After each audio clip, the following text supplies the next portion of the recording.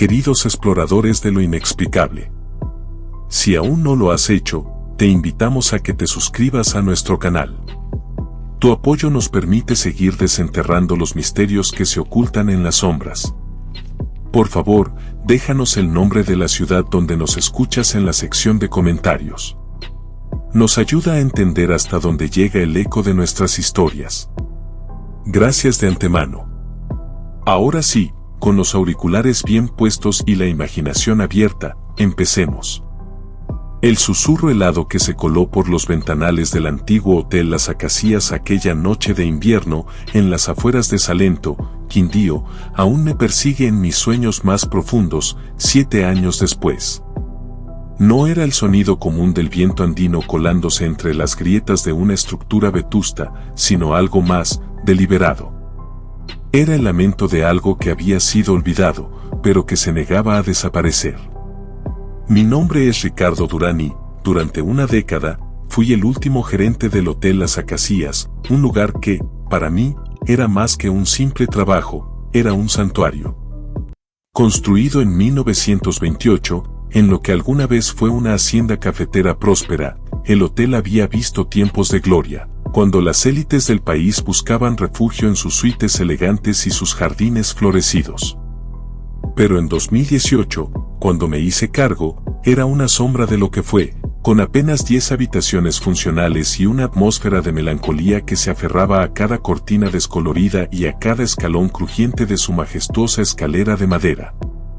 Lo que voy a contarles cambió para siempre mi percepción de la soledad, del recuerdo y de la delgada línea que separa la realidad de aquello que la mente humana prefiere ignorar. Mi segundo año como gerente fue cuando los incidentes comenzaron. El hotel, con sus largos corredores alfombrados y sus lámparas de araña que proyectaban sombras danzarinas, siempre había tenido un aire peculiar, casi de expectación, como si esperara el regreso de viejos huéspedes.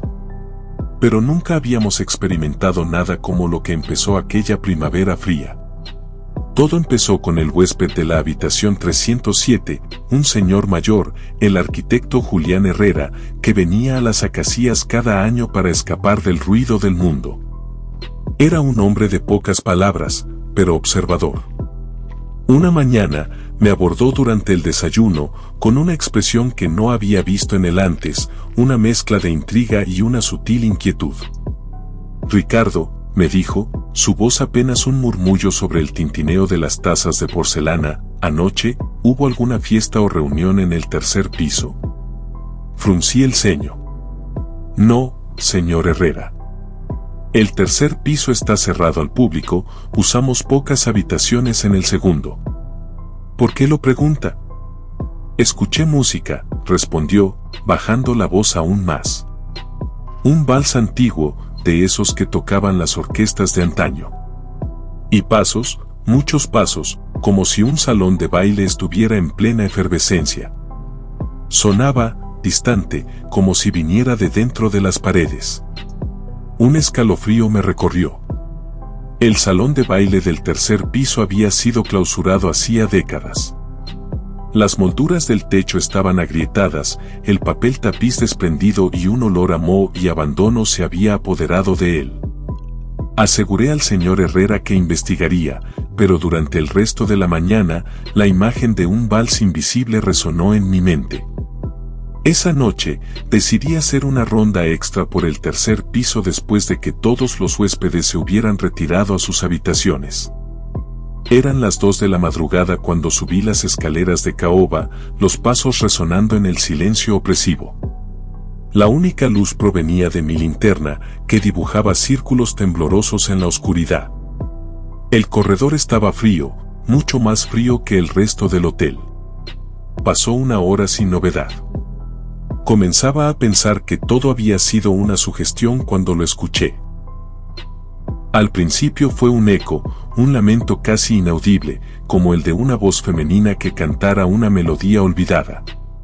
Luego, se unieron los violines, los clarinetes y el ritmo pausado de un vals.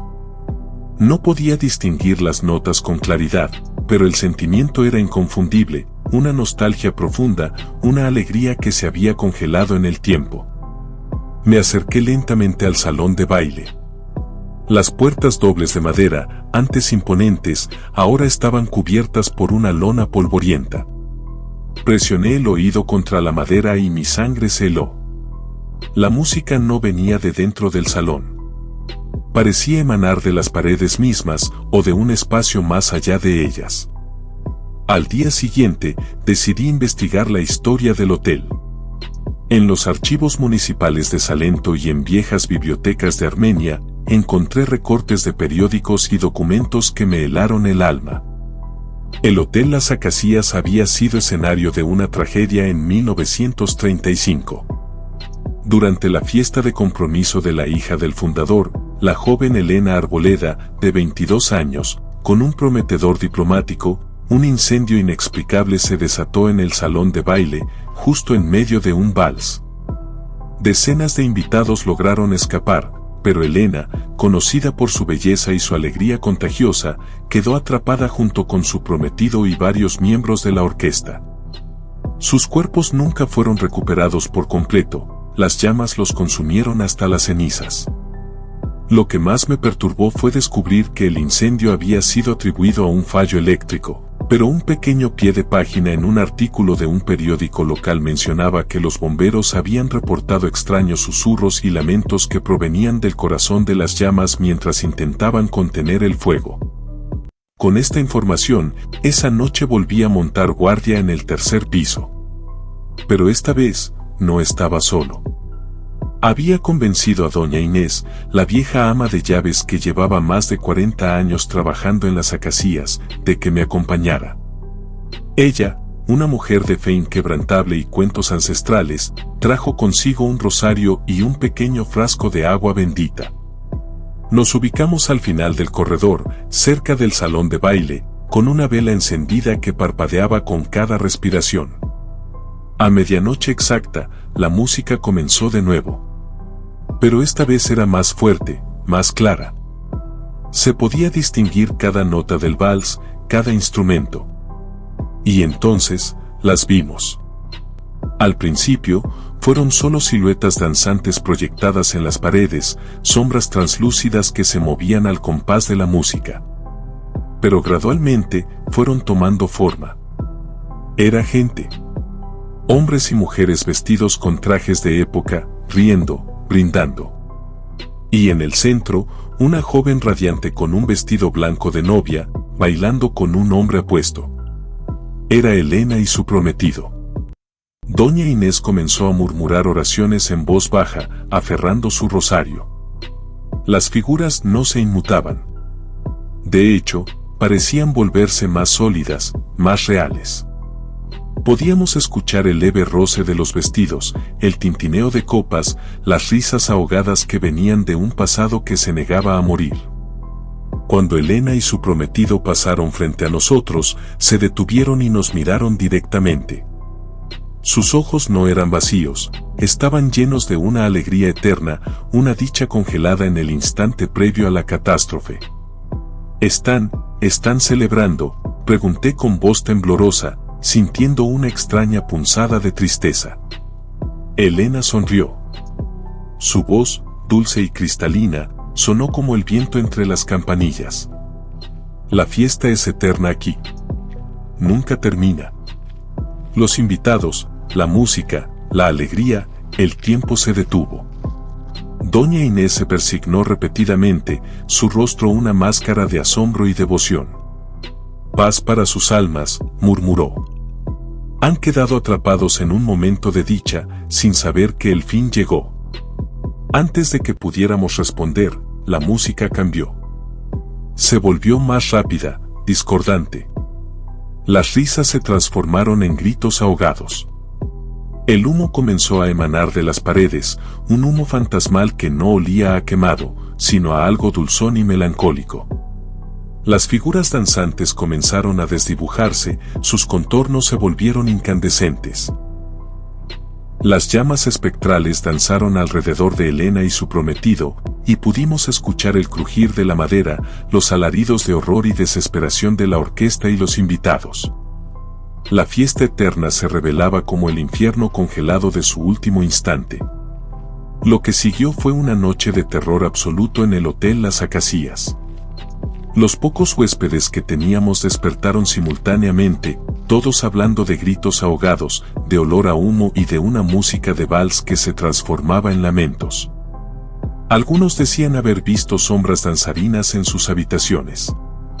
El señor Herrera, el arquitecto, me buscó con los ojos desorbitados.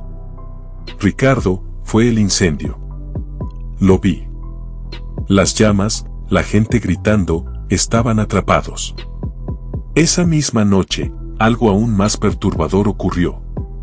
2 objetos personales de los huéspedes, una antigua pluma estilográfica del señor Herrera y un pequeño relicario que doña Inés siempre llevaba consigo, desaparecieron de sus habitaciones.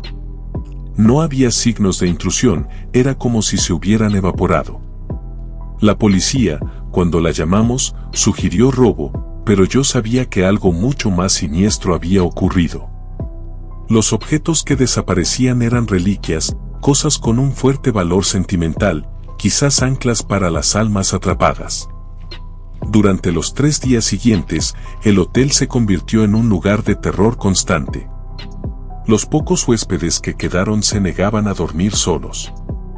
Las manifestaciones se intensificaban cada noche, objetos que se movían, susurros en los corredores, y la música del vals que se volvía cada vez más clara y desgarradora.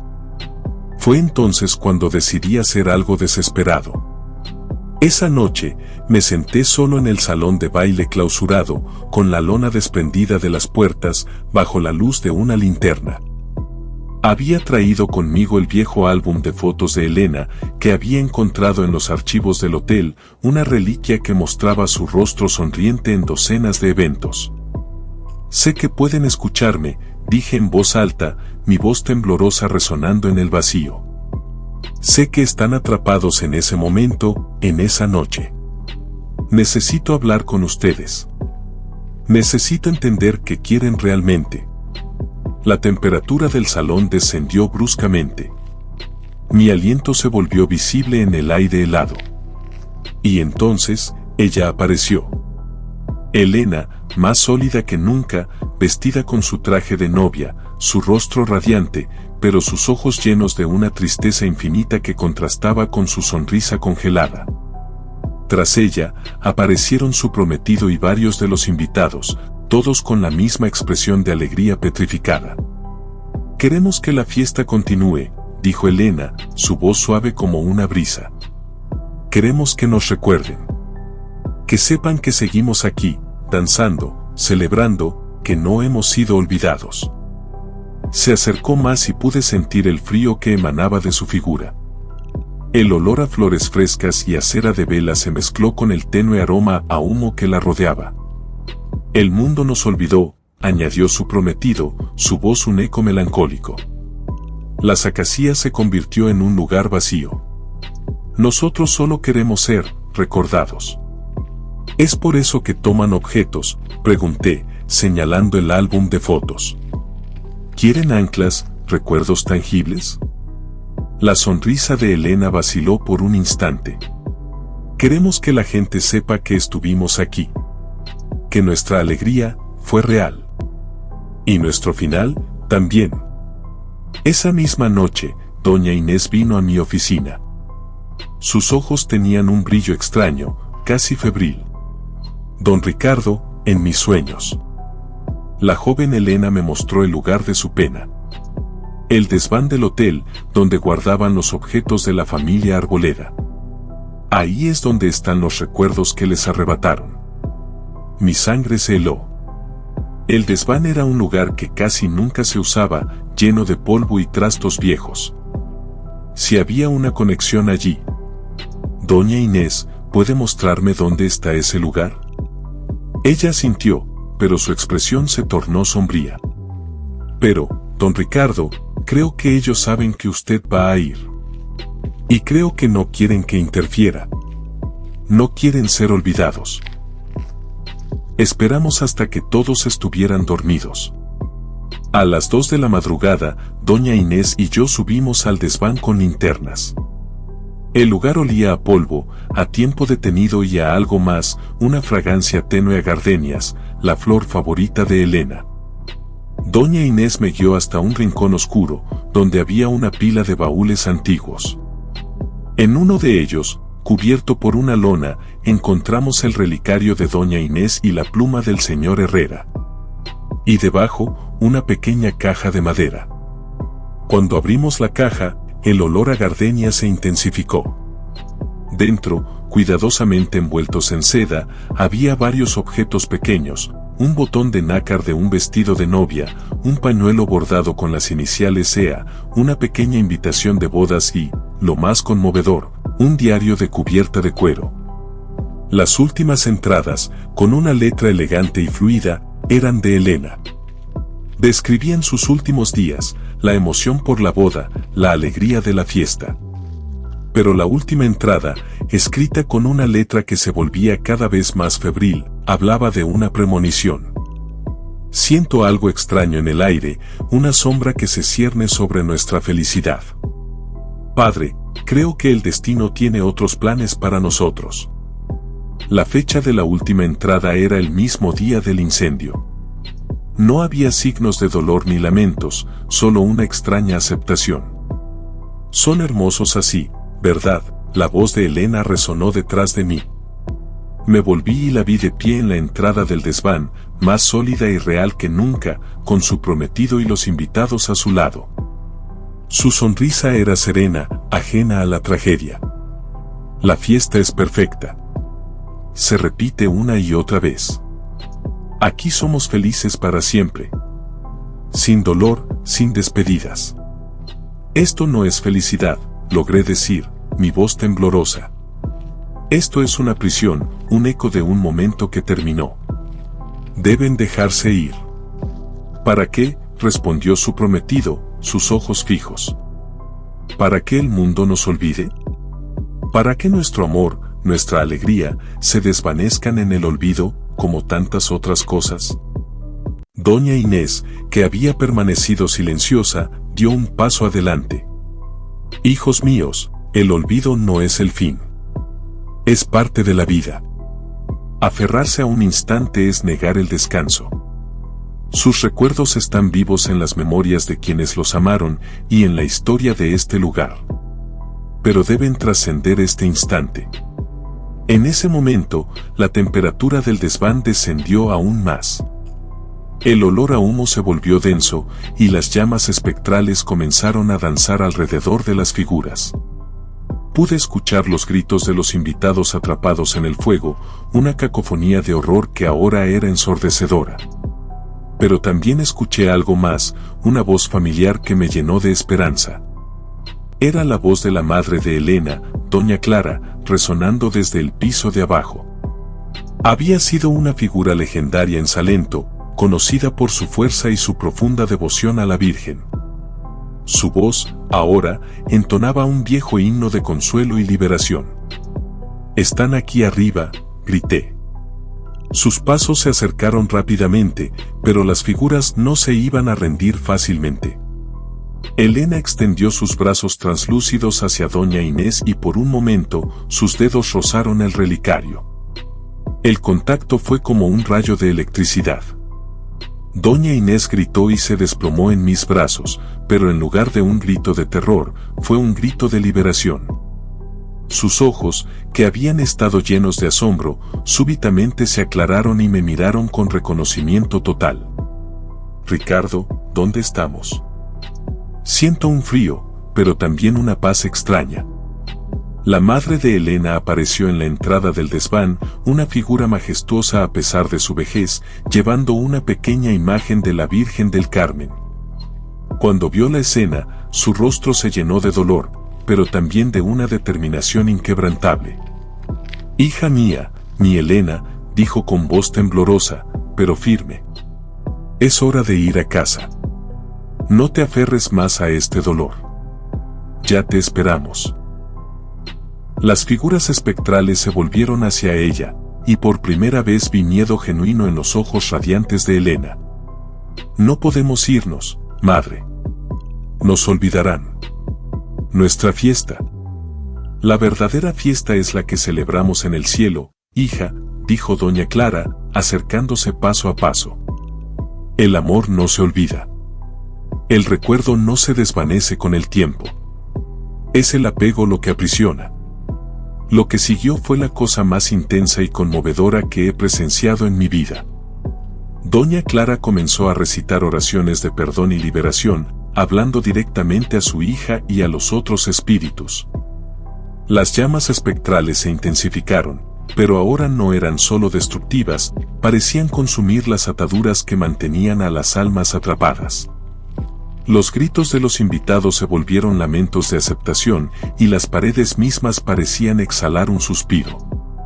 Pero lo más extraordinario fue ver cómo Elena y los demás reaccionaban a las palabras de su madre. Sus figuras comenzaron a temblar y sus sonrisas congeladas se fueron desvaneciendo, reemplazadas por una expresión de dolor, sí, pero también de una profunda liberación. Era como si sus almas estuvieran desprendiéndose del instante trágico que las había anclado. Elena se retorcía de agonía con cada palabra de su madre, pero se aferraba desesperadamente a su fiesta retorcida. No pueden quitármelo. Es mío, los estoy salvando de ser olvidados. Te lo ordeno, por el amor que te tengo, hija, gritó doña Clara, levantando la imagen de la Virgen. Libera tu corazón de este apego y encuentra tu paz. Fue entonces cuando algo extraordinario sucedió. Las voces de los invitados muertos que habían estado gritando de terror durante el clímax del incendio, súbitamente cambiaron. Se volvieron suaves, consoladoras, y parecían estar hablando directamente con Elena. Pude entender algunas palabras. Elena, está bien. Podemos descansar ahora. Hemos encontrado la paz. Ya no hay más fuego. Los ojos de Elena se llenaron de lágrimas. Mis amigos, ¿ustedes están en paz? Sí, Elena. Gracias a ti, porque nos esperaste. Pero ahora debes dejarnos ir. Debes dejarte ir a ti también. El cambio en Elena fue instantáneo y desgarrador. La alegría petrificada y la obsesión se desvanecieron de su rostro, reemplazadas por un dolor profundo y muy humano. Yo solo quería que nuestra fiesta durara para siempre. El olvido era tan cruel. Lo sabemos, hija, dijo doña Clara, acercándose y extendiendo sus manos invisibles hacia la figura de su hija. Pero no puedes evitar el flujo de la vida y la muerte aprisionando el tiempo. El verdadero amor significa soltar, incluso si eso significa que pueden sufrir el paso del tiempo. Elena miró a su madre con ojos que ya no ardían de una alegría loca, sino de comprensión trágica. He cometido errores terribles, ¿verdad? Al querer detenerlo todo. Sí, hija, admitió doña Clara. Pero aún puedes corregirlos. Deja que tus amigos y tu prometido encuentren su descanso. Y tú también. Durante un momento que pareció eterno, Elena luchó consigo misma. Pude ver la batalla entre su obsesión enfermiza y lo que quedaba de la joven radiante que había sido una vez. Finalmente, se acercó a las figuras que la rodeaban y tocó la frente de cada una con dedos que ya no estaban radiantes, sino que brillaban con una luz suave y difusa. Perdónenme, susurró. Vivan completamente, incluso en la muerte. Vayan a donde deben ir. El prometido fue el primero en desvanecerse. Parpadeó varias veces, miró a Elena con una sonrisa de amor incondicional, y luego se disolvió en una neblina dorada. Los otros invitados le siguieron poco después, cada uno desorientado por un instante, pero luego con una expresión de alivio y paz antes de desaparecer. Elena los observaba con una sonrisa que era tanto triste como serena. Ahora puedo irme, dijo. Mis amigos me han perdonado y ustedes me han mostrado lo que realmente significa amar, dejar ir. ¿A dónde irás?, preguntó doña Inés, su voz llena de reverencia. Al lugar donde siempre debí ir, respondió Elena, al descanso que me negué a mí misma y a ellos durante tanto tiempo. Se volvió hacia mí una última vez. Ricardo, cuida de este hotel. No dejes que el olvido lo consuma. Que sus paredes respiren las historias, pero no las prisioneras. Es el regalo más hermoso que puedes darles. Y con esas palabras, Elena Arboleda se desvaneció en una luz plateada que llenó el desván por un momento antes de desaparecer para siempre. Cerramos el desván permanentemente, sellando esa parte de la historia del hotel.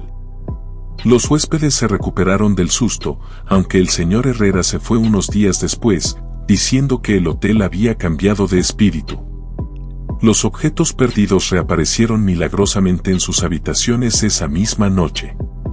Doña Inés, sorprendentemente, fue quien menos se vio afectada. Su fe inquebrantable le había dado una paz que trascendía el miedo. Don Ricardo, me dijo una noche, semanas después de los eventos, ¿cree que Elena y sus amigos están bien ahora? Creo que sí, doña Inés. Creo que finalmente encontraron su descanso. Bien, dijo ella, con una sabiduría ancestral. No eran malos, ¿verdad? Solo estaban muy asustados de ser olvidados, muy apegados a un momento de alegría que no querían que terminara. La profundidad de esa simple observación me humilló. Tenía razón. Los espíritus de las acacias no habían sido malvados en el sentido tradicional. Habían sido almas quebrantadas por el apego al pasado, por el miedo a la disolución, por una felicidad tan intensa que no querían que muriera. 7 años han pasado desde esos eventos y el Hotel Las Acacias sigue en pie, aunque ya no soy su gerente. Ahora soy consultor de patrimonio histórico, dedicando mi vida a preservar la memoria de lugares como este.